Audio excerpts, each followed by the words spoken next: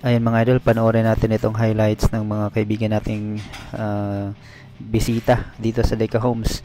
Isa ito sa mga hindi naman ganong kalakasan pero maliliksi mga idol. At meron silang play. So, dalawang tres agad yung sinubukan nila dito. At wala nang nagawa yung ating home court. So, ito meron silang point guard maliksi. Tapos ito medyo marunong gumalaw.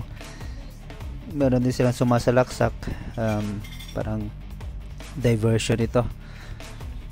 Tapos tingnan mo, lumabas yung isang malaki, tapos sasaluhin ito ngayon ng itong puti na kursonada naman talagang tumira.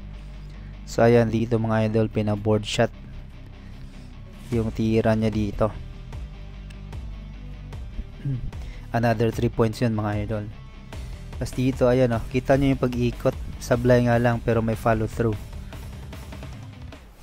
Swak yan mga idol. At dito, isang muntik na matravel, tapos pinasa sabay box out. At yan, one hand lang mga idol. Swak yan. Yung isa nakahanda ng mag-rebound. Isang free throw. At dito mga idol, ayan o, isang triangle offense ang ginawa nila dito. Huling-huli na si JR sa pagsapal. Tsaka mabilis yun, quick shot dahil board shot yun. Ito mga idol, ayan na yung pasahan nila sa gitna. Isang quick pass yun, tapos parang vinalibol nila yung bola. At yan, libreng-libre sa gitna. Hindi nakareact doon si Tomas.